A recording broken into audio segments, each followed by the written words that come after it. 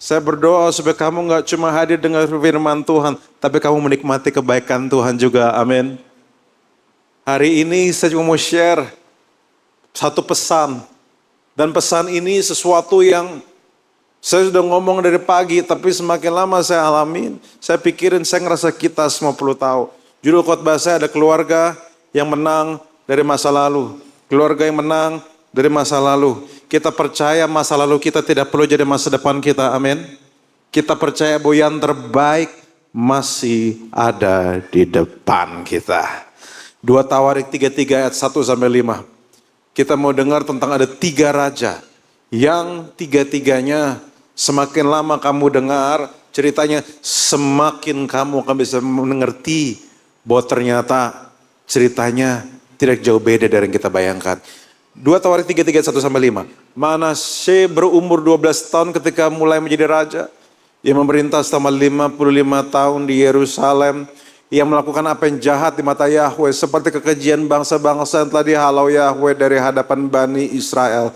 Sebab ia membangun kembali tempat-tempat pemujaan yang telah Hizkia ayahnya robohkan, mendirikan mezbah-mezbah untuk para Baal, dan membuat asyirah-asyirah serta sujud kepada segenap tentara langit, lalu melayani mereka. Ia membangun mezbah-mezbah di bait Yahweh yang telah Yahweh firmankan, di Yerusalem namaku akan tetap untuk selama-lamanya. Dan ia membangun mezbah bagi segenap tentara langit di 2 halaman bait Yahweh. Ini cerita tentang Manasye. Ayat 21-25 kita dengar tentang anaknya. Amon berumur 22 tahun ketika ia mulai menjadi raja. Ia memerintah selama 2 tahun di Yerusalem. Ia melakukan yang jahat di mata Yahweh seperti yang telah Manasye ayahnya lakukan. Ia mempersembahkan korban kepada semua patung pahatan telah Manasye ayahnya buat, dan Amon melayaninya. Juga ia tidak merendahkan diri di hadapan Yahweh sebagaimana Manasye ayahnya merendahkan diri. Malah Amon sendiri telah membuat banyak pelanggaran. Kemudian para pelayannya bersekongkol melawannya lalu membunuhnya di istananya sendiri. Tetapi rakyat negeri itu membunuh semua orang bersekongkol melawan Raja Amon. Dan rakyat negeri itu menjadikan Yosia anak yang memerintah menggantikan dia. Kita baca lagi sedikit lagi saudara di 2 Tawarik 34 1-3. Tadi udah bicara Manasye, bicara Amon, ini yang ketiga Yosia. Yosia berumur 8 tahun ketika ia mulai menjadi raja. Ia memerintah selama 31 tahun di Yerusalem. Ia melakukan yang benar di mata Yahweh, hidup menurut jalan-jalan Daud, leluhurnya, tidak menyimpang ke kanan atau ke kiri. Pada tahun ke-8 dari pemerintahannya, ketika ia masih muda, ia mulai mencari Elohim Daud leluhurnya. Pada tahun ke-12 ia mulai mentahirkan Yehuda dan Yerusalem dari tempat-tempat pemujaan dan asyirah-asyirah, patung-patung, pahatan juga patung-patung yang lain. Amin. Ini ayat yang kita pelajarin. Di sini kita belajar ada 3 tokoh yang semakin kita renungkan, semakin ini relate dan nyambung dengan apa yang kita jalani sehari-hari. Ada namanya Manasye, yang ayahnya baik, tapi dianya jahat. Ada Amon, ayahnya jahat, tapi sempat jadi baik, dianya ikutan jahat. Kita lihat bahwa Manasye itu ayahnya baik, tapi bisa jadi jahat. Bahwa kadang orang tuanya gimana, anaknya bisa gimana. Keluarga adalah salah satu aspek di hidup kita yang penting. Tetapi keluarga juga yang paling sulit untuk kita cerna. Kita sulit mencerna dinamika antara kita dan orang tua kita. Kita sulit mencerna dinamika antara anak kita. Dan belum dengan mertua kita, belum dengan mantu kita, dan belum juga mungkin dengan ayah kita dan ibu kita yang mungkin masih hidup. Keluarga itu punya dinamika yang tidak mudah. Dan Amon ayahnya jahat. Dianya juga jadi jahat. Kalau saudara cek di ayat sebelumnya, Manasye jahat setengah hidupnya dia jadi baik. Tetapi itu tidak cukup untuk bikin Amon jadi jahat. Untuk berubah jadi baik. Dia tetap jahat. Memberi kita ide bahwa kadang pertobatan orang tua tidak selalu berimbang dengan pertobatan anaknya. Nah tapi saudara, di sini ada yang ketiga yaitu Yosia. Kakeknya jahat. Ayahnya jahat. Tapi dia baik. Seumur hidup kalau saudara dan teman-teman sudah umurnya cukup banyak, kamu akan ketemu 3 tipe orang ini. Akan ada tipe-tipe orang seperti Manasye. Bapaknya baik, ibunya baik, di kelakuannya kayak Dajjal gitu maksudnya. Ada Amon yang bapaknya mafia, anaknya lebih mafia lagi. Oh, mafia 2.0. Tapi ada yang ketiga. Dan dia sering ditemui di rumah Tuhan. Kakeknya bisa jahat, ayahnya bisa nggak baik, tapi dia bisa benar. Karena anak Tuhan dipanggil untuk memutuskan kutukan. Anak Tuhan dipanggil untuk jadi lebih baik dari generasi berikutnya. Saya nggak peduli kamu lahir dari mana, tapi Tuhan punya rencana untuk kita mengarah kemana. Amin teman-teman saudara semua. Saya nggak tahu backgroundmu seperti apa, tapi Tuhan punya rencana. Dan di sini kita belajar tentang keluarga. Nomor 1, you can create heroes or monster from family. Keluarga ada tempat percetakan. Ada yang bisa nyetak pahlawan, ada yang bisa nyetak monster. Ada yang jadi monster karena keluarga. Tapi ada yang jadi pahlawan karena dukungan keluarga. Kalaupun hari ini saudara, kalau hari ini kamu lahir di keluarga yang baik, puji Tuhan, tetaplah jadi baik. Tetapi kalau misalnya keluargamu enggak syakinah, waradah, dan warohmah, saya cuma mau kasih tahu, Tuhan belum selesai dengan kamu. Tapi jangan jadi monster. Kamu nggak perlu jadi monster. Gini, kamu harus tahu bahwa sebenarnya saya bilang itu, walaupun saya bilang kamu jangan jadi monster, saya jujur itu tidak mudah. Saya tahu keluarga itu kompleks. Mungkin ada di antara kita nggak suka keluarga kita. Tapi tanpa sadar kita punya kemiripan dengan mereka.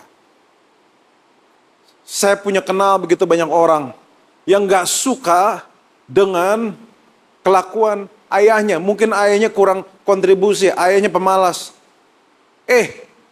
Dianya juga pemalas. Tanpa sadar anak itu suka niru orang tuanya. Dan orang tua tidak sadar betapa besar pengaruh mereka di hidup anak-anaknya.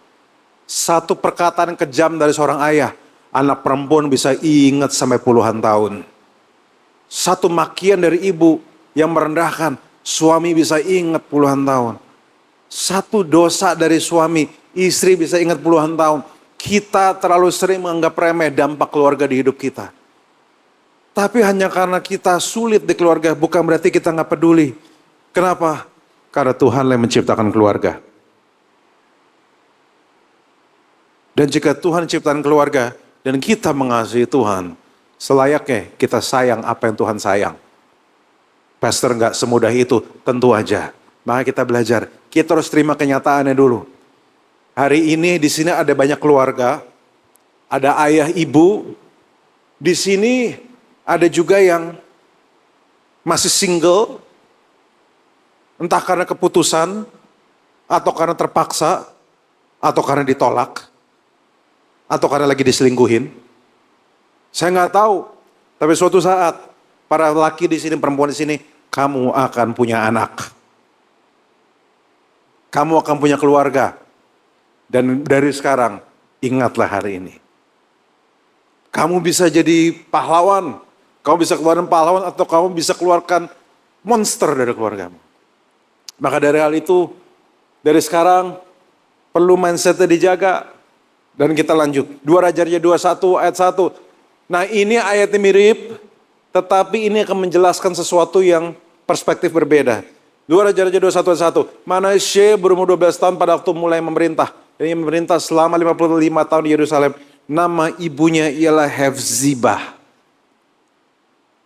Ada perbedaan sedikit. 2 Raja-Raja 21 ayat 19. Amon berumur 22 tahun pada waktu ia mulai memerintah. Ia memerintah selama 2 tahun di Yerusalem. Nama ibunya ialah Mesulemet, anak perempuan Harus dari Yotba. Dan terakhir 2 Raja-Raja 22 ayat 1. Pada waktu Yosia mulai memerintah, ia berumur 8 tahun. Dan ia memerintah selama 31 tahun di Yerusalem. Ibunya bernama Yedidah, anak perempuan Adaya dari Boskat. Saudara yang jadi tetangganya Yosia stres banget pasti ini. Tuh, Anak tetangga si Yosia udah jadi raja umur 8 tahun. Kamu umur 15 tahun ngapain? Stres kalau jadi punya tetangga kayak dia. Tapi poin saya bukan di situ. Poin saya adalah kita melihat ayat yang mirip tetapi berbeda di Tawarikh dan Raja-Raja. Di dua kitab ini ditulis siapa nama rajanya, umurnya pas memerintah mulai berapa lama dia memerintah, nasibnya dan tingkah lakunya seperti apa. Tapi ada tambahan di sini, siapa ibunya. Ini pasti bukan kebetulan. Karena Alkitab tidak asal mencatat. Kita nggak tahu ibu mereka seperti apa. Tapi satu, kalau Alkitab catat, berarti di mata Tuhan, ibu ini penting. Dan di sini kita perlu belajar ayat yang kedua. Choosing right spouse impacts your family. Ada dua hal yang jangan sampai seseorang itu salah. Satu, salah pilih juru selamat. Kedua, salah pilih pasangan hidup. Kalau salah pilih juru selamat, tersiksanya setelah kematian. Kalau salah pilih pasangan, tersiksanya sebelum kematian. Kalau salah pilih juru selamat dan salah pilih pasangan, hidup mati tersiksa dua-duanya. Maka dari hal itu, saya dengar bahwa di Badan 4 generasi mudanya banyak. Nggak apa-apa, justru karena generasi mudanya banyak. Saya mau ngomong, teman-teman, saudara, bapak, ibu, siapa hidup kita, bagaimana hidup kita di masa depan, bukan cuma ditentukan siapa juru selamat kita, tapi siapa yang kita pilih menjadi pasangan hidup kita. Amin. Kalau Anda belum bisa amin, aminkan hal ini. Yang jomblo belum ngerti, nggak apa-apa. Saya ajarin dari sekarang. Milih pasangan yang benar. Kalau yang menikah, nasi udah jadi bubur.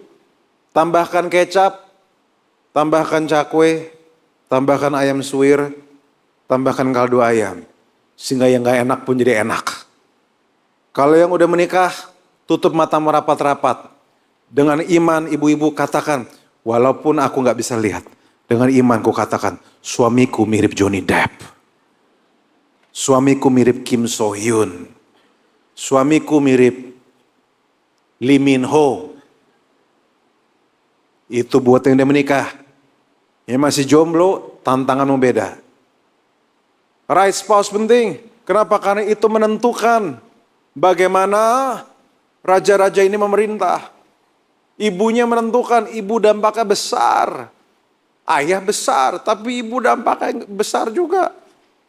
Apapun pilihanmu, ibu sekaligus wanita karir atau ibu rumah tangga, fokus dua-duanya pilihannya besar. Maka yang hari ini yang masih single, jangan salah pilih pasangan hidup. Jangan buru-buru, kenali yang benar. Jangan baru di chat, hai, langsung kepikiran, ntar aku nikah sama dia adat apa ya. Baru gitu aja udah geter hati. Sedih amat. Lama gak digandeng ya? Jangan seradak seruduk teman-teman yang muda. Ntar pengennya tulang rusuk dapatnya tulang babi. Tulang rusuk bisa dinikahin, tulang babi mendingan dimasak. Dapat kaldunya. Jangan buru-buru, hati-hati. Nah, pas pacaran, buka matamu lebar-lebar. Mengasihi Tuhan gak? Pekerja keras gak? Suka mukul gak? Atau sukanya bertobat? Kalau kaya, puji Tuhan. Kaya itu baik, amin? Oh nggak ada yang bilang amin, oke ya udah nggak apa-apa. Ya kaya, ibu-ibu di sini pengen juga kan dapat mantu kaya, puji Tuhan. Tapi lebih daripada kaya, carilah orang yang benar. Kenapa? Dampaknya besar. Kenapa gini? Kamu bisa pilih pasangan hidupmu, anakmu nggak bisa pilih orang tuanya. Saya ulang sekali lagi ya.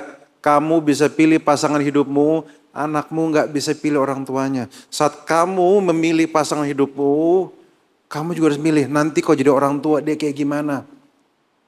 Semua bisa berubah, betul. Tapi minimal matamu dibuka. Masalah yang saya ketemu, saya mimpin begitu banyak jemaat saya yang cenderung muda. Dan saya lihat satu fenomena. Pada waktu menikah, mereka buka mata. Pada waktu pacaran, mereka tutup mata. Terbalik Ferguson.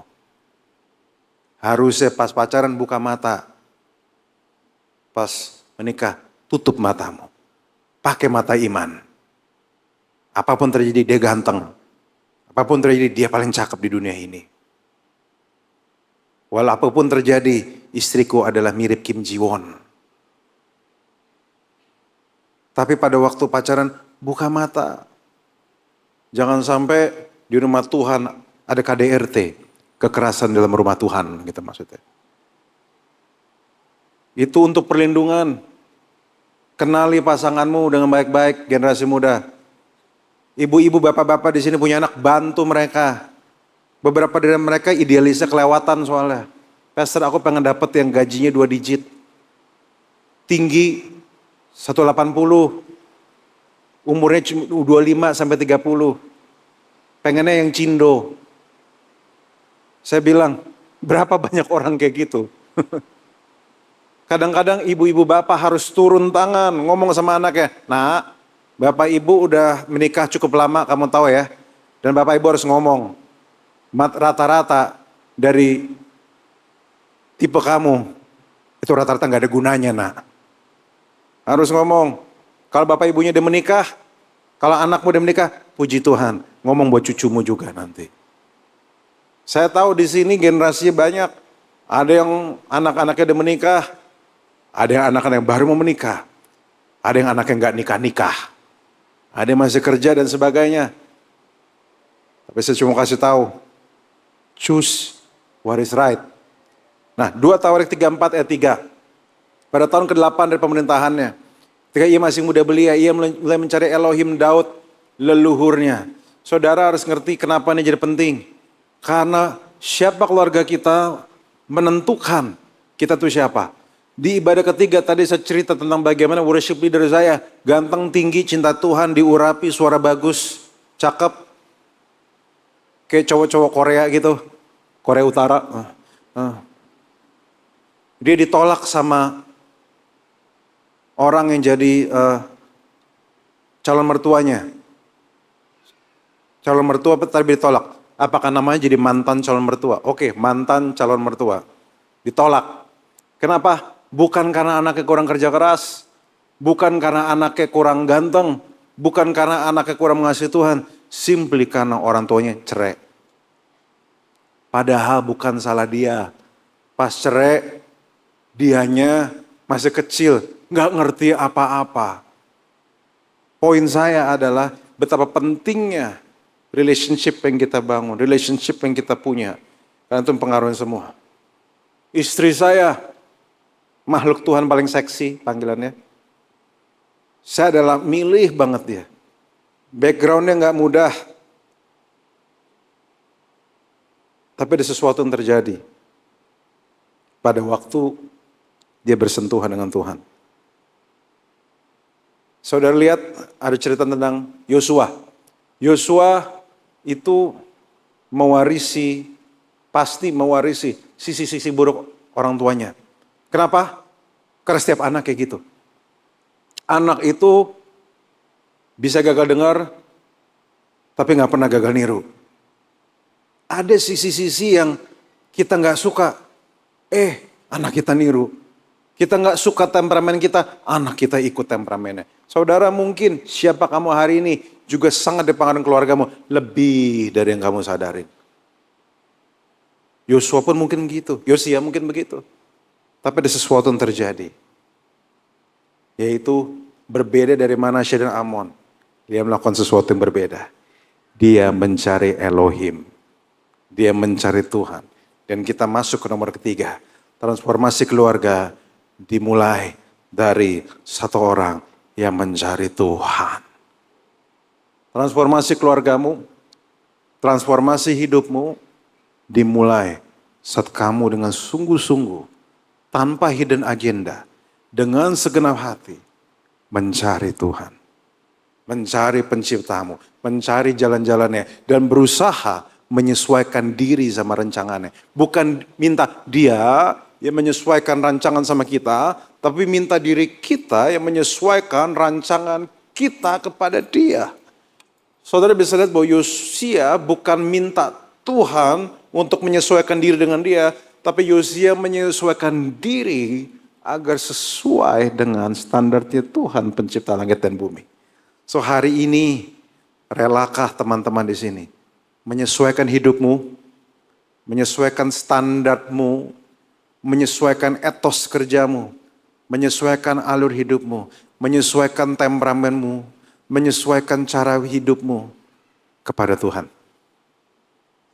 Bisakah kita berani? Mungkinkah hati kita rela? Saya mau share, di antara banyak perempuan yang kayaknya hidupnya paling brutal itu istri saya. Istri saya itu sebrutal-brutalnya orang broken home. Dia kayak brokennya 2.0. Tipe kan udah broken tertimpa tangga, keinjak paku, wah juara lah dia. Dia lahir di luar nikah. Hampir diaborsi, sudah diaborsi tapi nggak jadi. Obatnya kalah. Akhirnya lahir di luar nikah. Tidak pernah ngelihat orang tuanya. Orang tuanya juga tidak pernah lihat dia. Diserahkan, dikasih anaknya. Sama orang tua angkat. Untuk diadopsi. Orang tua angkatnya, ibunya. Harusnya sayang, malah persembahan dia ke iblis dong. Ke dewa-dewa tertentu untuk jadi kaya. Terus dipukulin putri saya dari kecil. Sampai pada itu di SD, dia itu kakinya harus pakai kaos kaki panjang, supaya gak kelihatan gurunya bahwa dia dipukulin. It was painful. Dia tumbuh jadi perempuan yang keras, tukang berantem, pinter, temperamen tinggi, dan penuh kepahitan di hidupnya dia. Pahit. Takut dengan pernikahan, gak berani dengan pernikahan, gak berani dengan relationship, benci banget. Tapi ada sesuatu yang terjadi pada waktu Yesus hadir di hidupnya dia. There's something happen waktu Yesus hadir di hidupnya. Waktu Yesus hadir di hidupnya, dia mulai berubah. Dia mulai mengampuni orang bersalah sama dia. Dia mulai, bahkan dia pergi ke psikolog untuk ngecek, karena dia udah habis abusan belasan tahun. Dia cuma cek ada yang gila gak, ada problem gak di mentalnya dia. Dia cek. Walaupun kata stigma orang ke psikolog tuh orang gila. Enggak, justru dia ke psikolog supaya ngecek dia beneran gila apa dia waras sebenarnya. Dia berdoa, dia mulai bangun kehidupannya. Enggak ada tips and tricks. Cuma orang yang berusaha, walaupun sakit kepala, dia berusaha dituntun sama Tuhan. Dia hanya orang yang berusaha dituntun. Habis itu ternyata hidup berubah. Dia menikah sama hamba Tuhan. Si cowok ganteng jaket kulit di depan ini. Dia punya anak. Anaknya lucu. Dan dia jadi lembut sama anaknya. Anaknya ngalamin nasib yang beda sama dia. Dia ditolak hampir diaborsi. Anaknya diselebrate. Disayang. Dicintai. Lucu. Cantik. Pinter lagi. Dan tampaknya Tuhan pelan-pelan memulihkan dia. Pada waktu dia ngelihat anaknya. Wah, saya dulu tertolak. Tapi Tuhan ganti semua penolakan saya menjadi tari-tarian. Tuhan ganti air mata saya jadi tari-tarian. Anaknya dicintai, sampai kadang dia nanya, gimana rasanya jadi si Darlin ya, diterima segitunya ya. Dan di sini kita belajar satu hal. You are a product of your past, but you don't need to be prisoners of it. Kita lahir dari keluarga yang tidak sempurna. Ayahmu tidak sempurna. Ibumu tidak sempurna. kamu pun tidak sempurna. Kamu mungkin pernah ngalamin hal buruk, orang tuamu pun pernah ngalamin hal buruk, kakek nenekmu pun ngalamin hal buruk. Kita semua pernah di penjara namanya masa lalu. Kita memang produk masa lalu. Kita lahir dari rahim masa lalu. Tapi di produk masa lalu tidak berarti di penjara masa lalu. Amin. Hari ini saya deklarasikan, kalau kamu ada yang lahir dari keluarga broken home, kamu bisa punya pernikahan yang bahagia. Kalau hari ini kamu lahir dari keluarga yang agak miskin, kamu bisa punya ekonomi lebih baik. Tapi semua dimulai dari kamu cari Tuhan dulu. Kamu cari Dia. Bukan untuk duitnya, tapi untuk kenal siapa dirimu. Untuk hidup di jalan-jalannya Dia. Untuk hidup sesuai prinsipnya Dia. Saya undang worship team, yuk. Saya udah mau selesai. Kita akan nyembah lagi.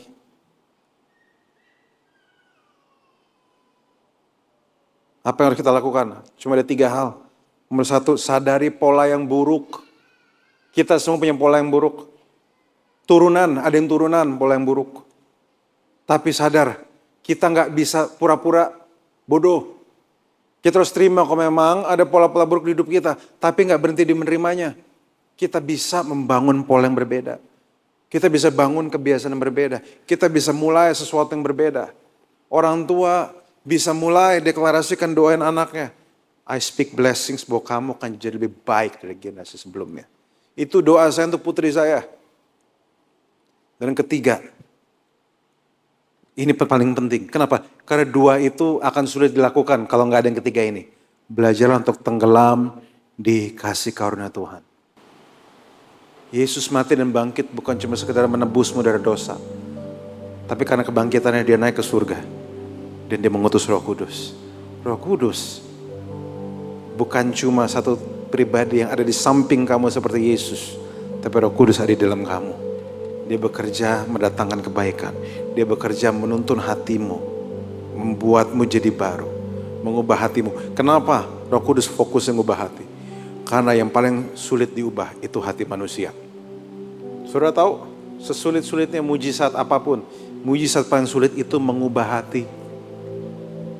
Kalau saudara cek di kitab Keluaran, tidak sulit bagi Tuhan untuk mengeluarkan bangsa Israel dari tanah Mesir. Untuk keluarin bangsa Israel dari tanah Mesir, Tuhan hanya butuh sekali. Belah laut Tebrau cuma sekali. Tetapi untuk mengubah mental budak bangsa Israel, mengubah hati mereka yang batu menjadi hati yang lembut, mengubah hati mereka yang keras menjadi hati yang lembut, hati yang taat, itu butuh waktu puluhan tahun. Makanya perubahan terbesar bukanlah, mujizat terbesar itu bukan soal kau sembuh. Walaupun itu penting, saya doakan kalau ada yang sakit kau sembuh dalam nama Yesus. Tapi a heart transformation is the biggest miracle ever. Saya tuh gak kagum, saya bersyukur kalau ada orang disembuhkan Tuhan. Bersyukur saya, puji Tuhan. Tapi saya paling kagum kalau lihat hati orang berubah.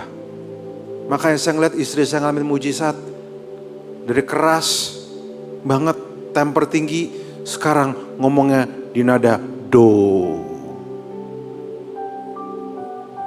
Nada do ngomongnya. Argumennya dinaikin, nadanya tetap do. Bisa ketawa, bisa humor, bisa lucu, bisa terima dirinya sendiri. Dan ini ayat penghiburan terakhir bagi kita. Saya mau kita pegang ini baik-baik. Filipi 2:13. Sebab Elohimlah yang mengerjakan di dalam kamu. Bukan kamu yang bekerja, Elohim bekerja. Yang mengerjakan sesuatu dalam kamu. Mengerjakan apa? Ini yang penting. Mengerjakan baik kemauan maupun kemampuan bertindak untuk menyenangkan Dia. Satu yang saya bangga dari Tuhan, tahu gak apa?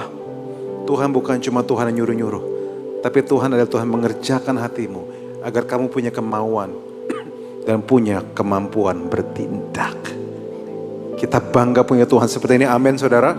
Kita bangga. Hari ini saya mau kasih tahu, kau minta Roh Kudus, Roh Kudus, saya mau hidup dengan kebenaran. Kerja dalam hati saya. Saya buka hati saya, bekerja di hati saya. Berikan saya kemauan dan kemampuan untuk bertindak. Berikan saya pewahyuan untuk bisa bertindak. Berikan saya kemampuan dan pewahyu untuk saya bisa hidup sesuai gambaran-Mu. Karena hidup sesuai gambaran Tuhan tuh gak bisa tanpa kuasanya Dia. Dan Roh Kudus janji, hari ini saya deklarasikan, bagi kamu yang mau hidup dalam kebenaran, Dia akan kasih kemauan dan kasih kemampuan. Siapa yang bersyukur punya Tuhan seperti ini? Berikan tepuk tangan bagi Dia. Kita berdiri sama-sama. Saya mau berdoa bagi saudara. Saya mau berdoa bagi semua yang di sini. Some of you banyak struggle.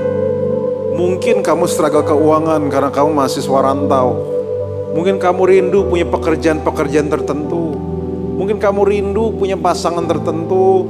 Mungkin beberapa keluarga di sini pengen punya pekerjaan lebih baik atau apapun. Tapi hari ini sebelum kamu minta ini minta itu, kamu minta Tuhan dulu. Minta Tuhan siapa? Dirinya sendiri untuk kamu. Ask Him about Himself. Gak usah minta berkatnya dulu. Minta kenal Dia lebih dalam. Yosia tidak pernah minta berkat, tapi dia menyesuaikan dirinya pada rencananya Tuhan. Dan Tuhan sendiri memulihkan dia. Tuhan tahu segala kebutuhan. Sesuaikan hidup sesuai rencana Dia. So hari ini doa saya, biarlah kita minta Dia hadir. Kita request, kita berdoa untuk Dia memberikan kemauan dan kemampuan di hatimu, agar Dia mengganti hatimu dengan hati yang baru, sehingga kau bisa hidup sesuai rencananya. Amin. Yuk kita berdoa sama-sama. Kita sampai nyanyikan lagu ini. Bila ku buka mataku dan lihat wajah, akui Dia. Ku terkagum bila ku lihat hidupku dan karya tangan-Mu. Ku tersanjung karena semua yang baik dalam hidupku, itulah karya-Mu. Kau beri kesempatan yang baru, dan ku ingin mengenal-Mu Tuhan lebih dalam dari semua yang ku kenal. Tiada kasih yang melebihi-Mu. Ku ada untuk menjadi penyembah-Mu. Dengan sungguh-sungguh katakan ini. Bila Ku buka mataku, hadir Tuhan hidup, lihat wajah-Mu. Ku terkagum bila ku lihat hidupku dan karya tangan-Mu. Ku tersanjung karena semua yang baik dalam hidupku, itulah karya-Mu. Kau beri kesempatan yang angkat suara angkat hati. dan ku ingin mengenal-Mu Tuhan lebih dalam dari semua yang ku kenal. Tiada kasih yang melebihi-Mu. Aku ada Ada untuk menjadi penyembah-Mu. dan sama-sama sekali lagi. Bila ku buka Bila ku buka mataku dan dan lihat wajah-Mu, wajah-Mu, ku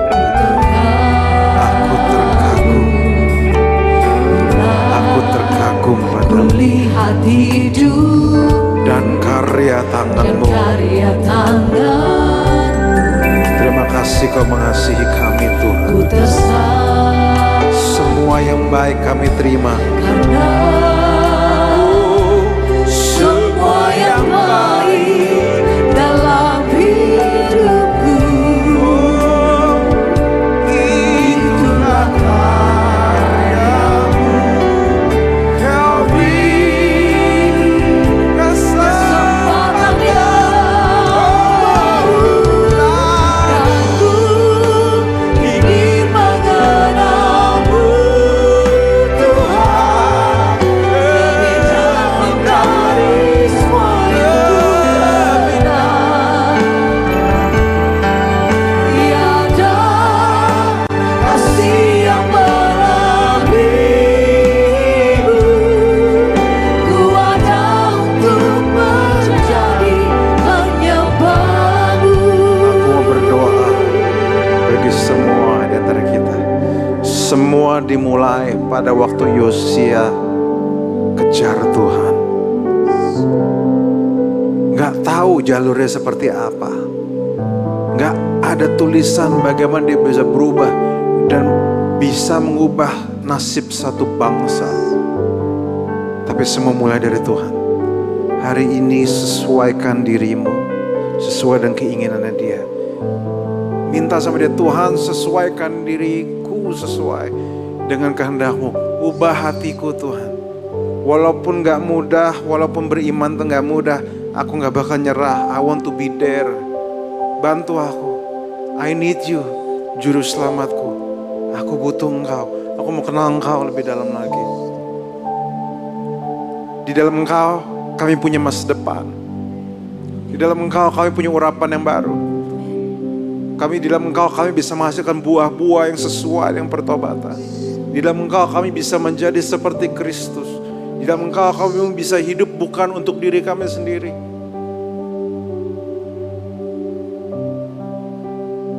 Kami mau Tuhan. Aku deklarasikan hari ini ada hal-hal baik yang Tuhan titipkan padamu. Semua doamu kau panjatkan pada Tuhan. Tapi sambil kau panjatkan, kau minta dia, Tuhan ini doaku. Tapi aku tahu aku mau sesuaikan diriku seperti Yosia menyesuaikan dirinya. I want you. I want you. You are the answers of my prayer, Lord. Not the solution. You are, Lord. Maka kami berdoa Tuhan. Kau menikmati Engkau Tuhan. Tuhan, aku berdoa bagi setiap jemaat-Mu. Roh Kudus kau mengalir di setiap anak-anak-Mu. Mengalir, flow in this place, mighty God. Flow. Ubah hati yang keras jadi hati yang taat. Berikan mujizat-Mu, mujizat terbesar-Mu. Hati yang berubah, hati yang ditransformasikan. Berikan Tuhan. Karena kami tahu pada tuh hati ditransformasikan, semua akan berubah. Dan dari situ mengalir kehidupan. Dari dalam hati mengalir segala kehidupan. This is the most important transformation. Kami buka hati kami Tuhan. Tuntun kami. Tuntun semua hidup kami. Dan dari situlah kami tahu akan ada kehidupan. Dan walaupun kami menderita saat ini lagi gak mudah sekalipun, kami akan tetap menyembah. Thank you Lord Jesus. Dan ku ingin mengenalmu Tuhan, lebih dalam dari semua yang ku kenal. Tiada kasih yang melebihimu. Ku ada untuk menjadi penyembahmu. Ku kan bernyanyi sampai jiwaku percaya, sampai hatiku mendengar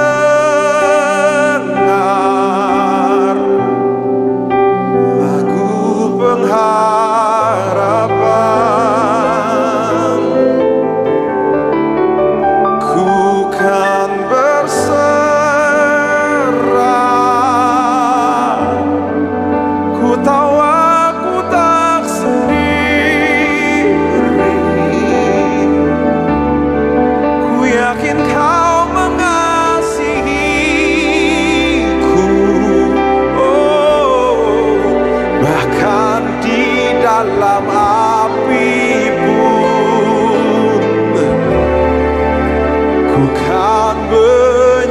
menyembahmu. Come on ya, katakan sama-samanya. Ku kan bernyanyi, angkat suaramu sampai jiwaku percaya, sampai hatiku mendengar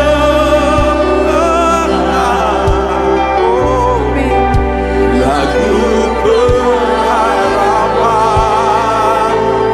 Ku kan berserah, ku kan berserah.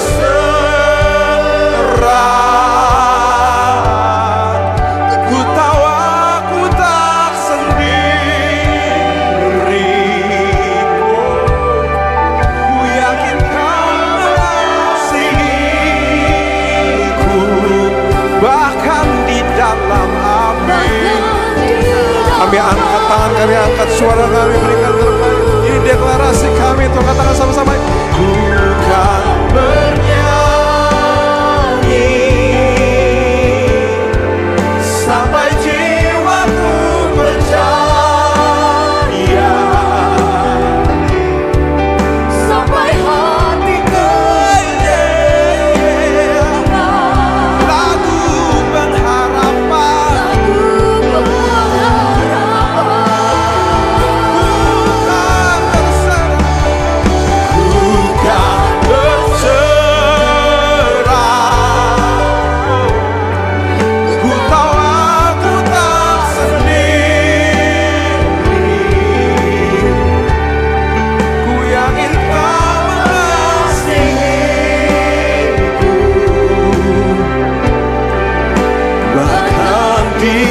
Dalam hatiku, ku kan menyembahmu. Aku berdoa bagi setiap semua yang anak-anakku di tempat ini. Kau yang tahu siapa diri mereka. Ubah mereka menjadi baru. Ubah hati mereka menjadi baru. I speak blessings about them. Bagi mereka yang single, mereka akan dapat jodoh yang dari Tuhan. Bagi mereka yang punya keluarga, Kau akan berikan damai sejahtera. Bagi mereka yang lagi persiapan untuk bayar uang sekolah anaknya, Kau akan berikan dana yang tercukupi di dalam nama Yesus. Bagi mereka yang anak-anaknya sudah besar, Kau akan berikan mereka damai dan sukacita untuk bisa menikmati musim kehidupan yang berikutnya di kehidupan mereka. Dan bagi mereka yang mungkin sudah usia emas, saya mau kasih tahu, tugasmu belum selesai. Panggilan Tuhan belum selesai. Kau masih berharga.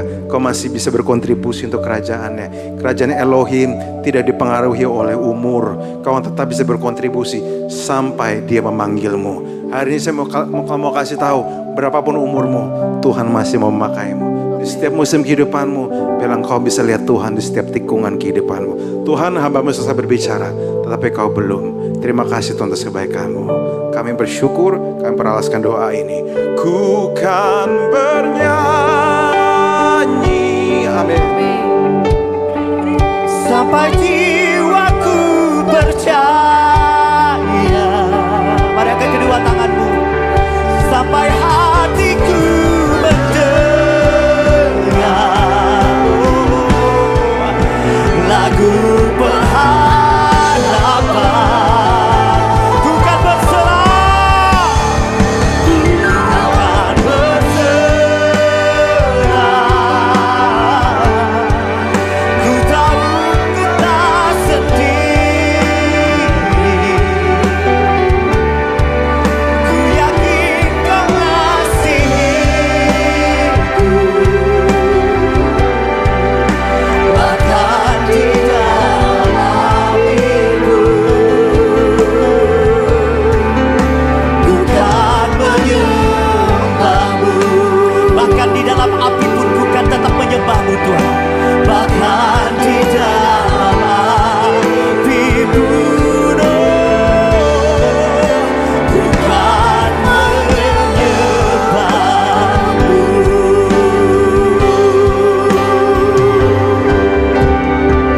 Di dalam nama Tuhan Yesus yang percaya bersama-sama katakan amin.